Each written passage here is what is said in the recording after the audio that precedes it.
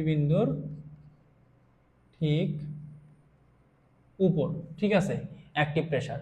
তাহলে এখানে আমাদের যদি ঠিক উপরে কল্পনা করি, এই যে এই জায়গাতে কল্পনা করি ধরলাম, তাহলে দেখো এই পাশের মাটি চাপ দিচ্ছে হলো এইদিকে, কিন্তু এটা হেলে গেছে হচ্ছে এইদিকে, তার মানে এই পাশেরটা প্যাসিভ, আর এই পাশেরটা চাপ দিচ্ছে এইদিকে, হেলেও গেছে এইদিকে, ঠিক আছে, এই জয়েন্টের উপরে। এই বিন্দুর সাপেক্ষে কিন্তু এই পাইলটা আমাদের ঘুরে যাচ্ছে, ঠিক আছে। তাহলে যেহেতু এই বিন্দুর উপরে আমরা কল্পনা করতেছি, তার মানে এই পাশে মাটির চাপ দিচ্ছে এইদিকে, কিন্তু তারপরেও আমাদের পাইলটা বেঁকে গেছে হচ্ছে এইদিকে, অর্থাৎ বাম দিকে। তার মানে বাম দিকের মাটিতে কাজ করবে প্যাসিভ প্রেসার, আর যেহেতু ডান দিকের মাটি কাজ করতেছে, মাটির যে চাপটা সেটা কাজ করতেছে বাম দিকে, পাইল হেলেও গেছে বাম দিকে, সেজন্য বাম দিকের মাটির জন্য হবে অ্যাক্টিভ প্রেসার। তাহলে সিগমা ভি কি হবে, অর্থাৎ কার্যকরী চাপ সিগমা ভি হবে হচ্ছে, দেখো এখানে কি আমরা এখানে ধরে নিলাম হচ্ছে এখান থেকে এই পর্যন্ত গভীরতাটা হচ্ছে এইচ। তাহলে আমাদের এই পাশের মাটির অর্থাৎ বি বিন্দুর এই যে এই পয়েন্টে ঠিক উপরে আমাদের টোটাল গভীরতা কতটুকু হচ্ছে, এখান থেকে এই পর্যন্ত হচ্ছে এইচ, আবার এখান থেকে বি পর্যন্ত হচ্ছে ছোট ছোট এইচ, ঠিক আছে। তাহলে দেখো এই দুইটা মিলে কি হচ্ছে আমাদের omega into H plus H, তাই না? তাহলে এটাকে যদি ভাঙাই তাহলে ওমেগা এইচ প্লাস ওমেগা ছোট এইচ, ঠিক আছে। তাহলে এখানে প্যাসিভ অ্যাক্টিভ প্রেসার কি হবে, অ্যাক্টিভ প্রেসার পি এ হবে হচ্ছে K A sigma V minus 2c root over কে।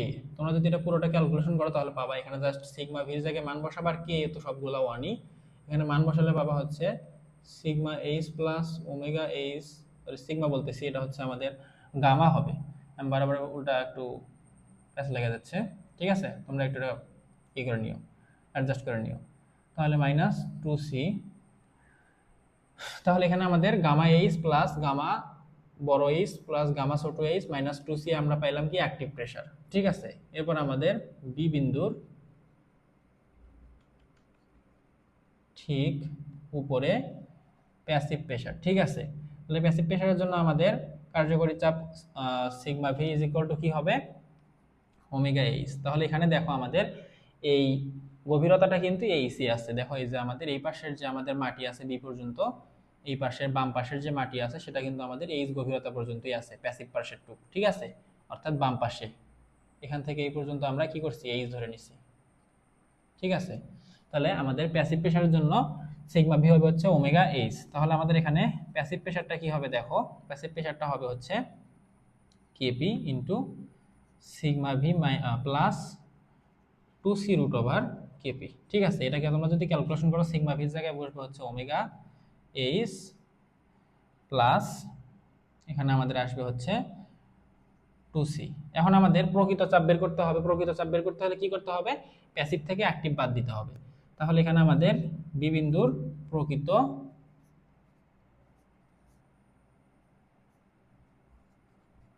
ঠিক আছে প্রকৃত চাপ, তোমরা একটু বাংলাটা ভালো করে লিখে নাও।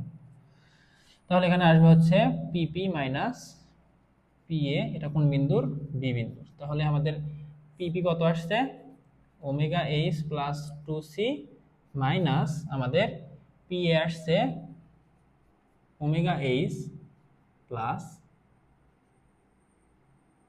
Omega H minus 2c।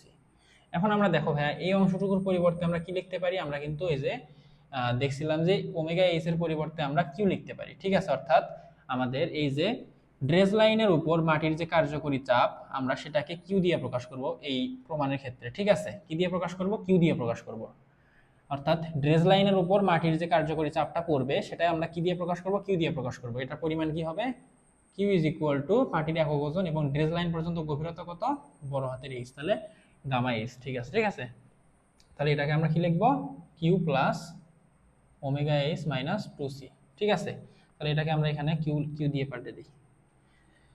তাহলে দেখো এটা তোমরা যদি হিসাব করো, এখানে আমাদের omega H plus 2c minus দিলে কিউ আসবে, এখানে মাইনাসের মাইনাস গামা এইচ আসবে প্লাস 2c হয়ে যাবে, ঠিক আছে। তাহলে এখানে আমাদের পরে শেষে থাকবে হচ্ছে 4c মাইনাস কিউ। তাহলে এটাই হচ্ছে আমাদের কি বি বিন্দুতে মাটির প্রেসার।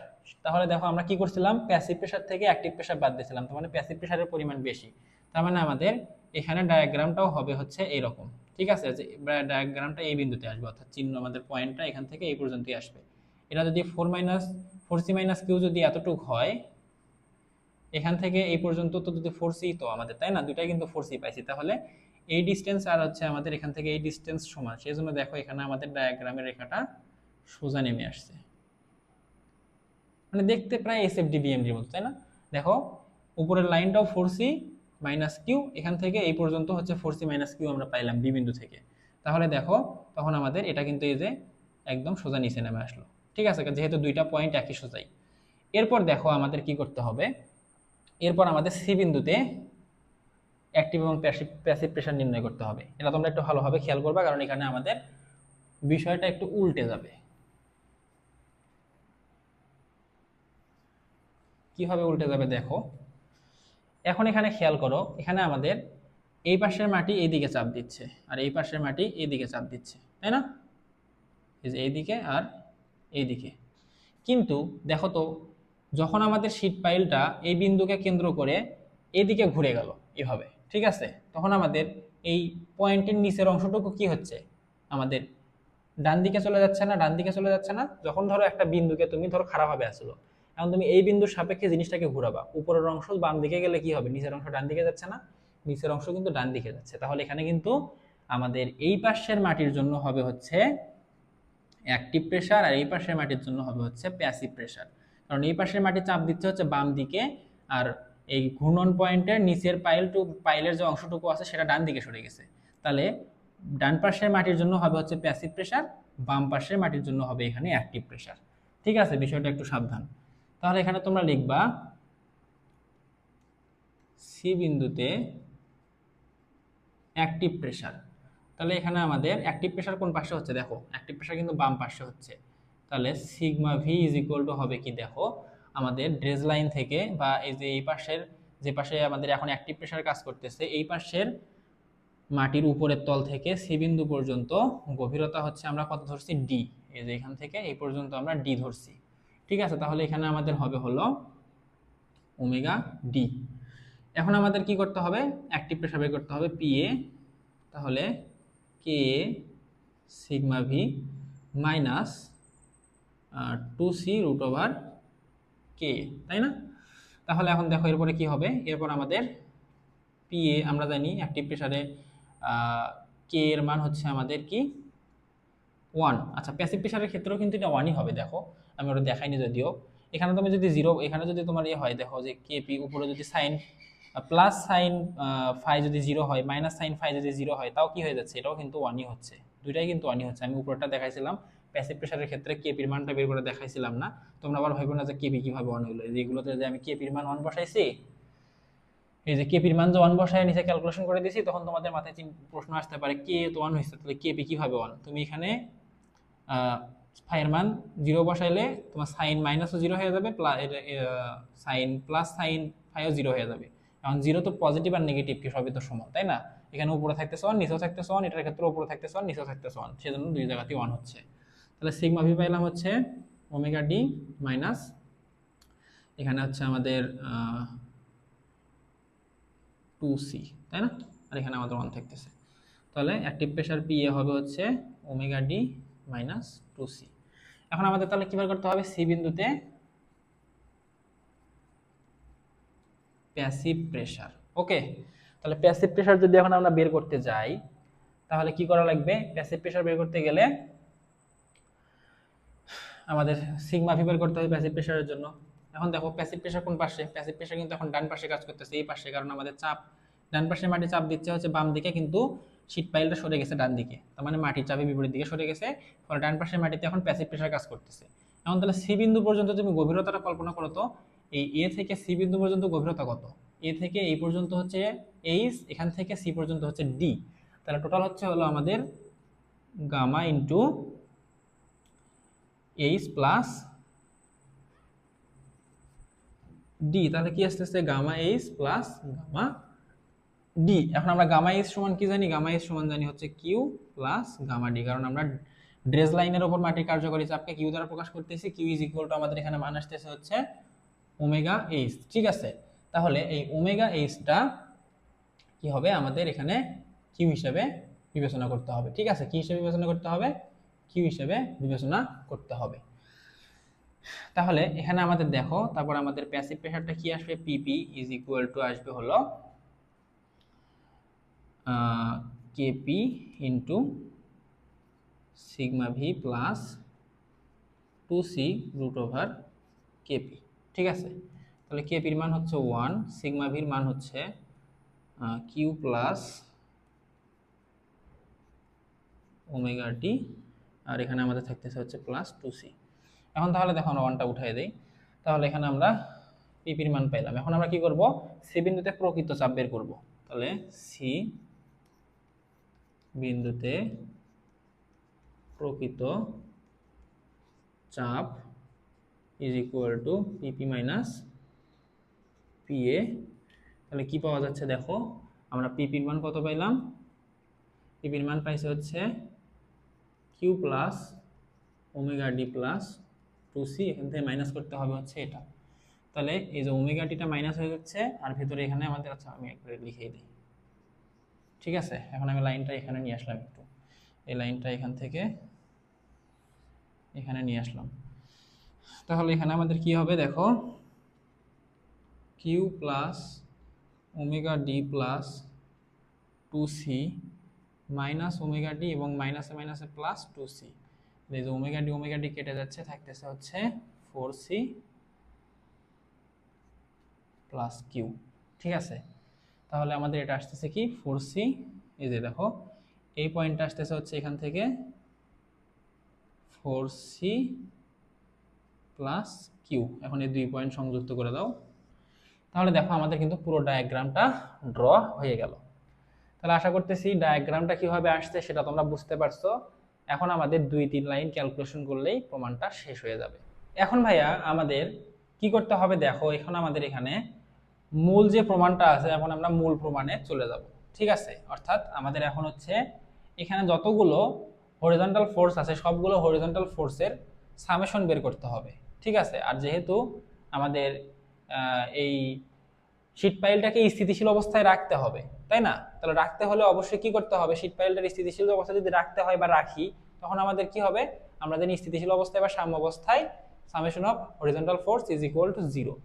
তার আগে এখানে আমাদের একটা জিনিস ধরে নিতে হবে, সেটা কি দেখো, আমাদের এই দুইটা যে ত্রিভুজ আছে এখানে, এই দুইটা ত্রিভুজের যে একটা বল আছে দেখো -2c, আর এটার জন্য আছে হচ্ছে আমাদের কিউ -2c। ঠিক আছে, এই দুইটার আমাদের লব্ধি বের করতে হবে, অর্থাৎ দুইটার যোগফল বের করতে হবে। কি করতে হবে, যোগফল। তাহলে কিউ -2c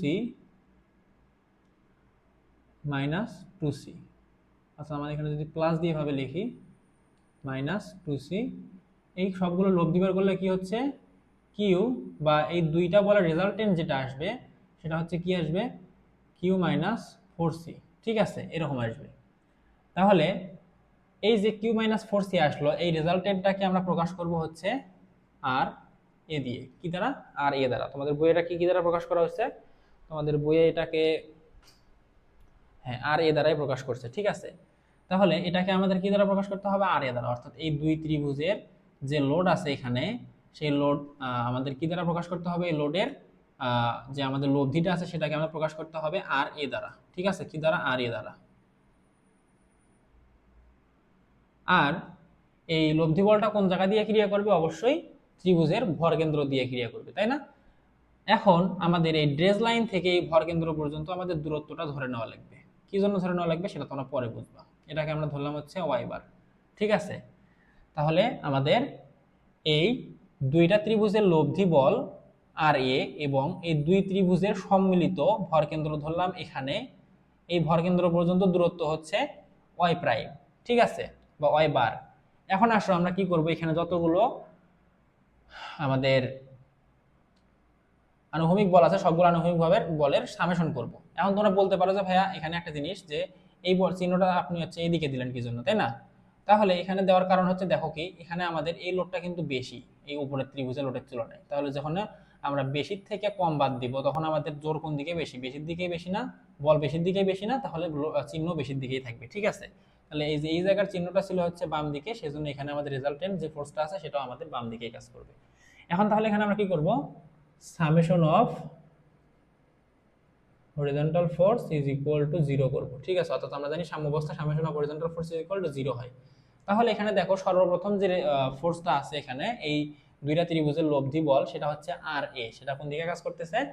বাম দিকে কাজ করতেছে, ঠিক আছে। এখন এই ক্ষেত্রে আমরা কি করব? বাম দিকেই আমরা পজিটিভ ধরবো, ঠিক আছে। কি করব? বাম দিকের বলগুলোকেই পজিটিভ ধরবো, ওকে। তাহলে আমরা চিহ্নটা এভাবে দিই, এই দিকের গুলো পজিটিভ।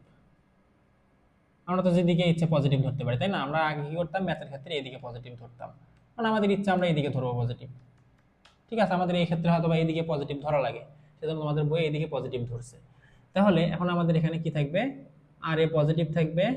এরপর দেখো আমাদের পরের যে লোডটা আছে উপরের অংশটুকু তো শেষ, পুরো এই দুইটা মিলাই তো রেজাল্টিং ডেটা। এখন নিচে চলে আসো, নিচে আসলে প্রথমেই তোমরা এখানে কি করতে পারবে? দেখো আমরা একটা জিনিস এখানে তোমাদের ভালো করে বুঝতে হবে, ঠিক আছে।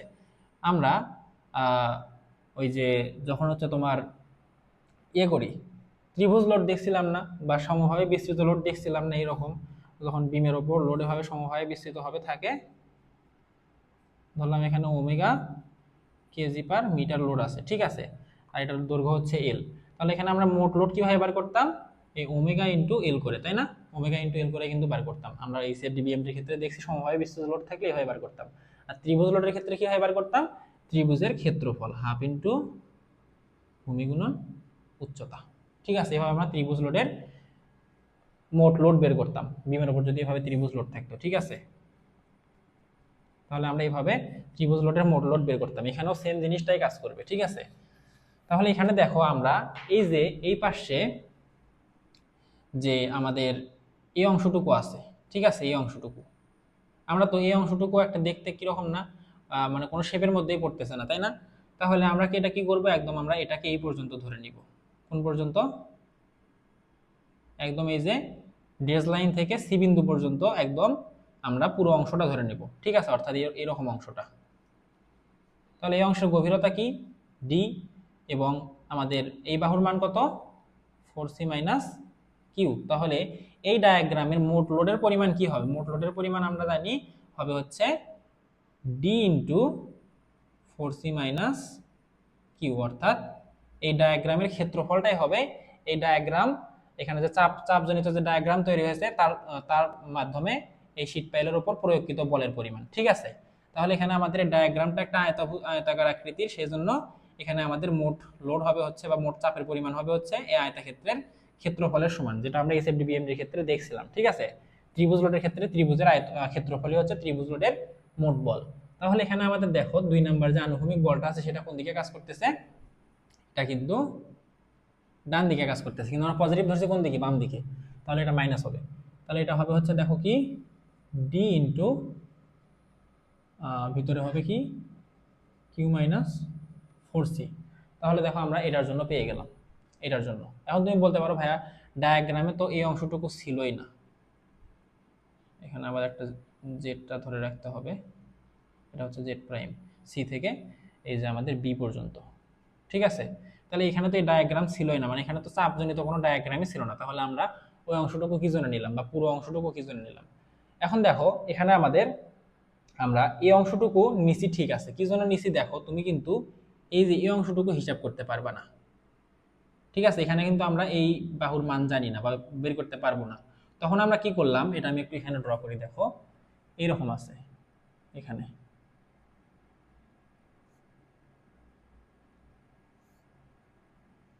এরকম আছে, ঠিক আছে। এখন আমাদের লাগবে হচ্ছে এতটুকু অংশ, ঠিক আছে।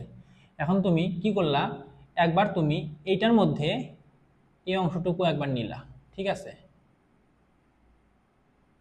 বুঝতে পারছো কি? নেওয়ার পর কি করলা, আবার এটার মধ্যেও এই অংশটুকু নিলা।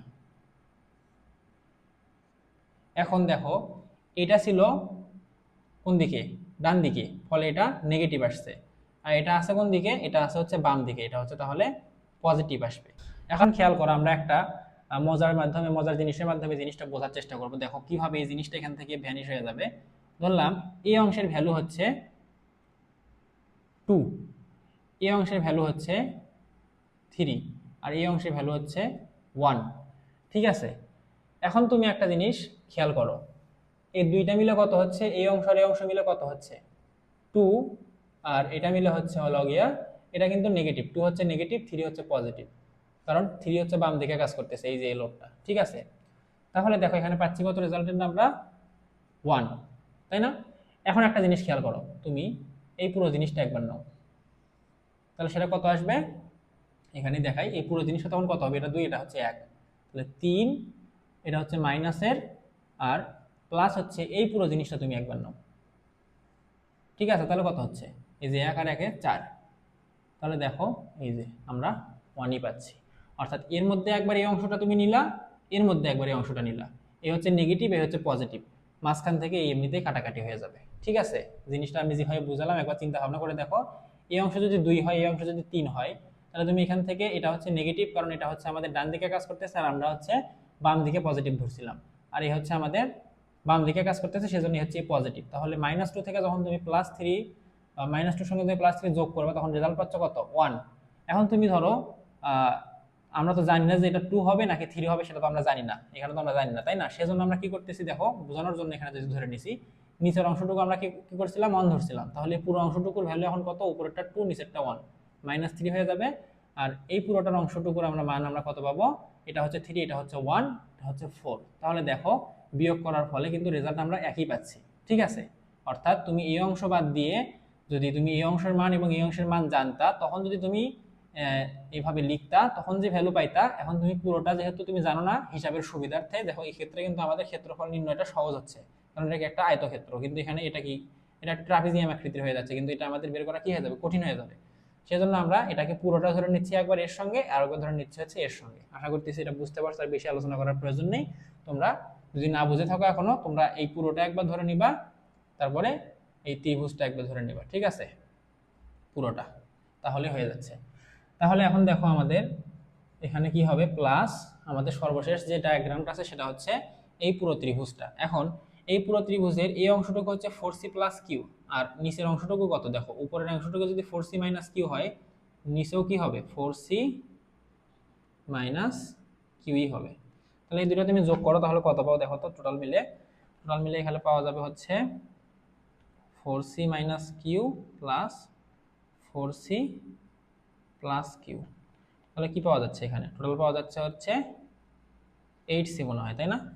তোমাদের ডায়াগ্রামে এটা কি দেওয়া আছে, ডায়াগ্রামে এটাকে এভাবে দেওয়া আছে। ঠিক আছে, তোমরা এইভাবে লিখতে পারো, 8c লিখতে পারো। ঠিক আছে, তাহলে এখন তোমরা এখানে বসে দাও, এখানে এটার ক্ষেত্রফল কি হবে দেখো, আমরা নিচের ভূমি পেলাম হচ্ছে 8c, এটা এই উচ্চতা হচ্ছে আমাদের কত, এখানে আমরা ধরে নিলাম হচ্ছে এটার উচ্চতা c থেকে এই b পর্যন্ত, এটাকে আমরা চিত্রে ধরে নেওয়া হয়েছে z'।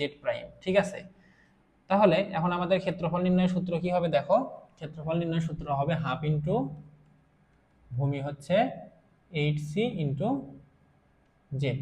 ঠিক আছে, এটা আসবে কিন্তু। এখন এখান থেকে তুমি কি করবা, ইজ ইকুয়াল টু 0 লিখবা, 0 লেখার পর এখান থেকে তুমি জেড এর ভ্যালুটা বের করে নিবা। জেড এর ভ্যালুটা কিভাবে বের করবা দেখো, এখানে আমাদের Z prime is equal two লিখতে পারবা কিভাবে দেখো, জেড প্রাইম, আচ্ছা আমাদের জেড প্রাইমটাকে এই পাশে রাখলাম, আর বাকিগুলোকে আমরা ওই পাশে পার করে দিই, এভাবে রাখতে পারি আমরা, Z prime into half 8c is equal to, এগুলোকে ওই পাশে যদি পার করে দেই, তাহলে D into Q minus Q C, আর ওখানে আমাদের এটা ছিল মাইনাসের প্লাস হয়ে গেল, এটা ছিল প্লাসের, এটা মাইনাস হয়ে গেল আরে। ঠিক আছে, এখন তুমি জেড প্রাইমটাকে রেখে বাকি জিনিসগুলোকে পার করে দাও, এটা কিন্তু কাটাকাটি করে এখানে আমরা 4c লিখতে পারি, তাই না, 4c। তাহলে Z prime is equal to এখানে লেখা যাবে D into Q minus QC minus R A divided by 4c।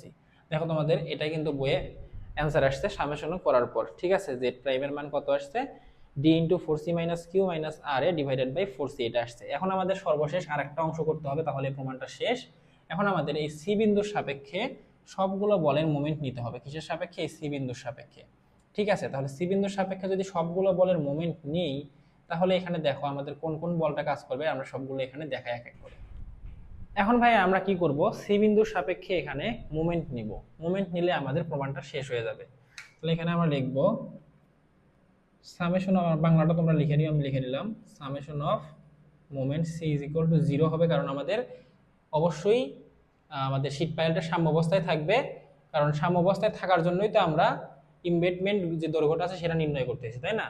তাহলে দেখো এক্ষেত্রে আমরা ঘড়ির কাঁটার বিপরীত দিকে পজিটিভ ধরবো। কোন দিকে? ঘড়ির কাঁটার বিপরীত দিকে। আমরা অন্যান্য যতগুলো ম্যাথ করছি সবগুলোতে কিন্তু আমরা কি দেখছিলাম, আমরা এই দিকে পজিটিভ ধরছিলাম, ঠিক আছে? কিন্তু আমাদের এই প্রমাণের ক্ষেত্রে ঘড়ির কাঁটার বিপরীত দিকে আমাদের পজিটিভ ধরতে হবে। তাহলে এখানে দেখো প্রথমে আমাদের যে লোডটা আছে উপরে থেকে, উপরে আছে হচ্ছে আর এ, এই দুইটা ত্রিভুজের সম্মিলিত রেজাল্টেন্ট, এবং ড্রেজ লাইন থেকে উচ্চতা ভরকেন্দ্র পর্যন্ত উচ্চতা হচ্ছে ওয়াই বার, ঠিক আছে? এই ভরকেন্দ্র হচ্ছে এই দুই ত্রিভুজের সম্মিলিত ভরকেন্দ্র, ঠিক আছে? তাহলে এই ভরকেন্দ্র পর্যন্ত ড্রেজ লাইন থেকে উচ্চতা কত? ওয়াই বার, আর এটা রেজাল্টেন্ট হচ্ছে আর এ। তাহলে সি বিন্দুর সাপেক্ষে যেহেতু মোমেন্ট নিচ্ছি, তাহলে সি বিন্দু থেকে আর এ পর্যন্ত ডিস্টেন্স কতটুক? এখান থেকে ড্রেজ লাইন পর্যন্ত ডি, আবার ড্রেজ লাইন থেকে আর এ পর্যন্ত হচ্ছে ওয়াই বার, ঠিক আছে? তাহলে এখানে টোটাল ডিস্টেন্স হচ্ছে ডি প্লাস ওয়াই বার, আর আমাদের লোডটা কাজ করতেছে কোন দিকে? বাম দিকে। তাহলে দেখো তো এটা কোন দিকে ঘুরবে? এটা কিন্তু আমাদের ঘড়ির কাঁটার বিপরীত দিকে ঘুরাচ্ছে, আর আমরা কিন্তু এখানে ঘড়ির কাঁটার বিপরীত দিকে পজিটিভ ধরছি। তাহলে এখানে আরে কি হবে? পজিটিভ হবে, ঠিক আছে? আশা করতেছি এই জিনিসটা তোমরা প্যাচ খাবে না যে কি জন্য এখানে পজিটিভ হলো আরে, ঠিক আছে? কারণ আমরা পজিটিভ ধরছি ঘড়ির কাঁটার বিপরীত দিকে এখানে। তাহলে ডি প্লাস ওয়াই বার, ঠিক আছে? এরপর আমাদের দেখো আর একটা লোড আছে, সেটা কি? এই যে আমাদের এই আয়তক্ষেত্রটা, অর্থাৎ এখানে যেটা আমরা বার করছিলাম, এই যে পুরো আয়তক্ষেত্রটার যে লোডটা হবে সেটার মোমেন্ট। তাহলে পুরো আয়তক্ষেত্রের আমাদের টোটাল লোড কি হবে? আমাদের আয়তক্ষেত্রের ক্ষেত্রফলের সমান, ক্ষেত্রফল হবে হচ্ছে ডি ইন্টু আমাদের এই যে 4c মাইনাস কিউ, এটা হবে আমাদের টোটাল লোড। আর সি থেকে এই আয়তক্ষেত্রের ভরকেন্দ্র পর্যন্ত দূরত্ব কি হবে? আমরা জানি কি, আয়তক্ষেত্রের ভরকেন্দ্র আয়তক্ষেত্রের একদম মাঝখানে থাকে। তাহলে পুরোটা যদি ডি হয় তাহলে ভরকেন্দ্র থাকবে হচ্ছে ডি বাই 2-তে। তাহলে এখানে আমাদের এই আয়তক্ষেত্রের টোটাল লোড কি হবে? টোটাল লোড হবে হচ্ছে D into 4c minus Q. এর সঙ্গে আমাদের আবার কি করতে হবে? এটা হচ্ছে লোড বার হলো, ঠিক আছে? এটা কি বার হলো? আয়তক্ষেত্রের লোড বার হলো ক্ষেত্রফল দিয়ে। এর সঙ্গে আমাদের আবার ভরকেন্দ্র পর্যন্ত দূরত্ব গুণ করলে কি পাবো? মোমেন্ট পাবো। ভরকেন্দ্র পর্যন্ত দূরত্ব হচ্ছে সি থেকে ডি বাই 2 পর্যন্ত। এরপর এখানে আমাদের প্লাস হবে, কারণ এই লোডটা আবার এই ত্রিভুজের লোডটা বাম দিকে ক্রিয়া করতেছে, ঠিক আছে? ফলে এখানে আমাদের ঘড়ির কাঁটার বিপরীত দিকে ঘোরাতে হবে এটাকে। ওকে, তাহলে দেখো এখানে আমাদের ত্রিভুজের ক্ষেত্রফল কি হবে? ত্রিভুজের ভূমি হচ্ছে 8c, উচ্চতা হচ্ছে আমরা এখানে ধরে নিছি সি থেকে হচ্ছে আমাদের এই যে বি পর্যন্ত উচ্চতা থেকে ধরে নিছি হচ্ছে আমাদের জেড প্রাইম, ঠিক আছে? তাহলে আমাদের ক্ষেত্রফল কি জানি? হাফ ইন্টু ভূমি গুণন উচ্চতা। তাহলে আমরা ক্ষেত্রফল দেখি পাবো ওই ত্রিভুজের মোট বল পাবো। তাহলে হাফ ইন্টু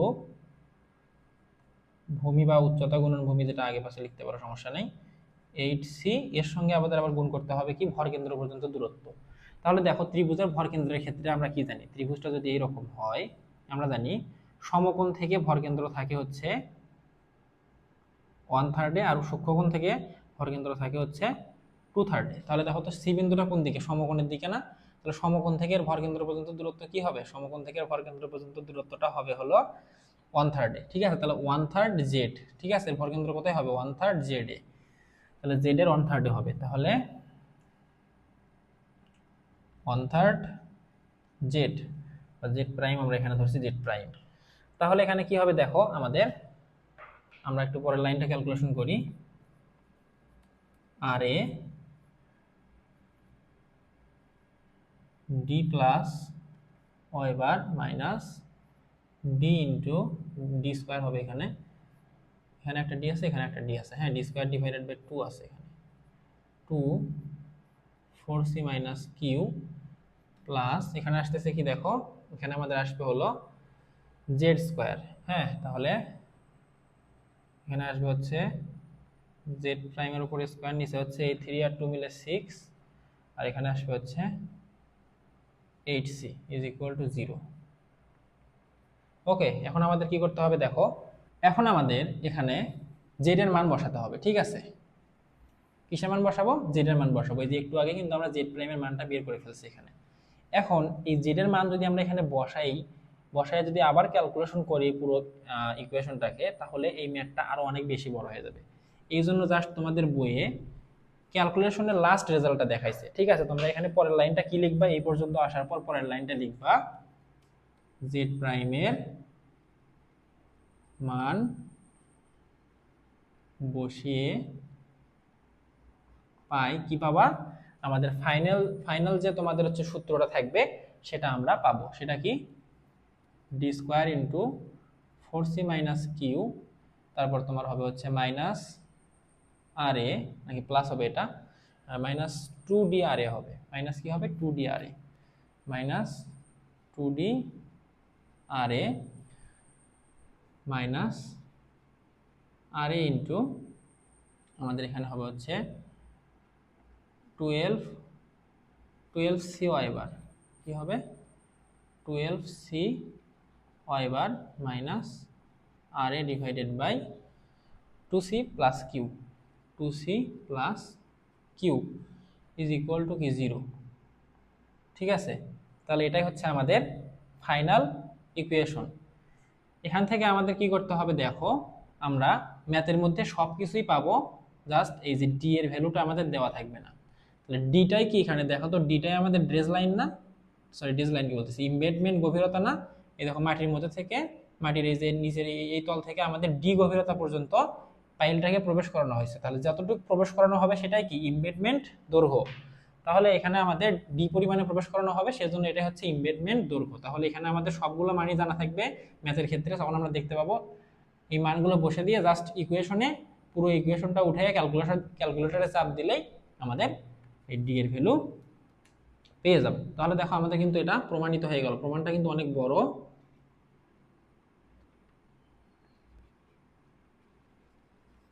ঠিক আছে, প্রমাণিত কিন্তু হয়ে গেল। তাহলে আশা করতেছি আমি সর্বোচ্চ চেষ্টা করছি সহজভাবে বোঝানোর জন্য, তারপরে অনেক জায়গায় হয়তোবা তোমাদের হালকা একটু পেঁয়াজ লাগতেও পারে, কারণ প্রমাণটা একটু জটিল।